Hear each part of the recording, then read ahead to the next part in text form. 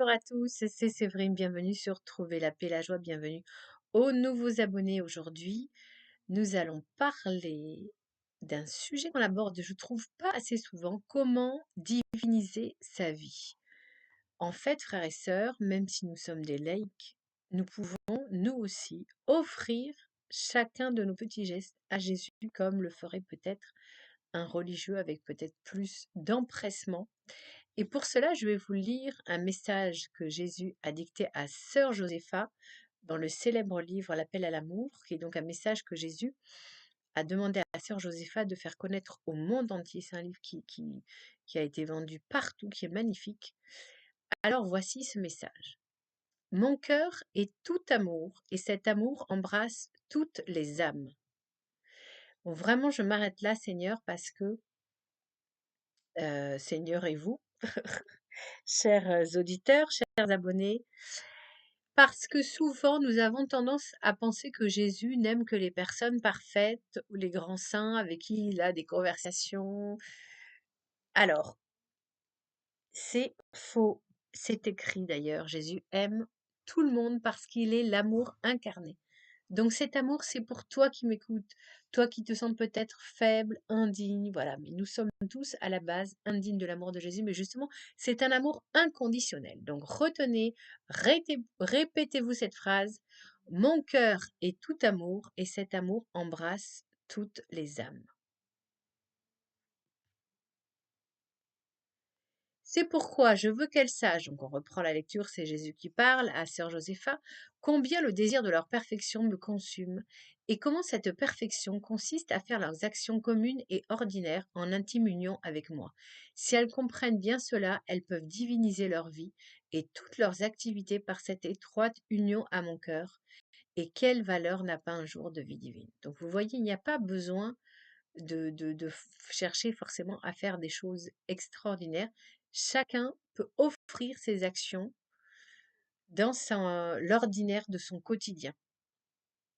Et moi, par exemple, à titre personnel, tous les jours, je me consacre au cœur sacré de Jésus.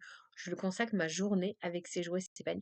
Et c'est une façon d'offrir toutes ces actions à Jésus. Évidemment, on peut le refaire aussi à différents moments au long de la journée. On lui consacre telle activité qu'on s'apprête à commencer. Voilà, je continue à lire le message de Jésus. Quand une âme brûle du désir d'aimer, rien ne lui est difficile. Mais se sent-elle froide et sans élan, tout lui devient pénible et dur. Qu'elle vienne à mon cœur et reprenne courage, qu'elle m'offre cet abattement, qu'elle l'unisse à l'ardeur qui me consume et qu'elle reste en sécurité, car sa journée sera d'un prix incomparable pour les âmes. Mon cœur connaît toutes les misères humaines et il en a grande compassion. Alors, je voudrais revenir sur une phrase en particulier.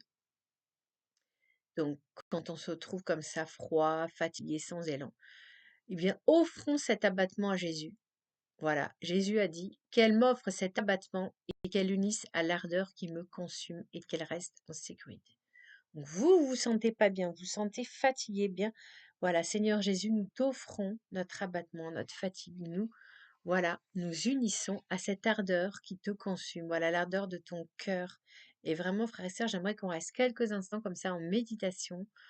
On imagine, voilà, être en présence du Christ et voir son cœur brûle en amour pour nous. Et on se plonge dans cette ardeur et vous allez voir qu'on va se sentir divinisé par Jésus et réchauffé.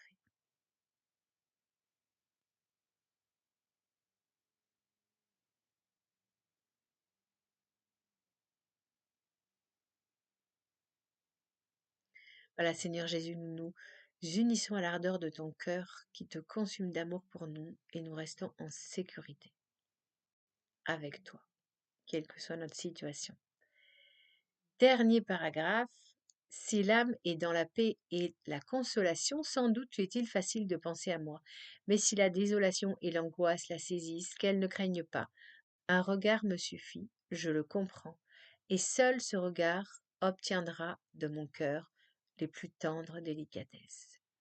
Voilà, vous voyez, frères et sœurs, que nous ne sommes jamais seuls dans nos difficultés, tournons toujours notre regard vers Jésus. Nous pouvons ainsi diviniser notre vie dans notre quotidien. Je vous propose que pour terminer, nous terminions par la prière en or, le Notre Père. Au nom du Père, du Fils et du Saint-Esprit. Amen. Notre Père qui es aux cieux, que ton nom soit sanctifié, que ton règne vienne, que ta volonté soit faite sur la terre comme au ciel. Donne-nous aujourd'hui notre pain de ce jour. Pardonne-nous nos offenses, comme nous pardonnons à ceux qui nous ont offensés, et ne nous laisse pas entrer en tentation, mais délivre-nous du mal. Amen.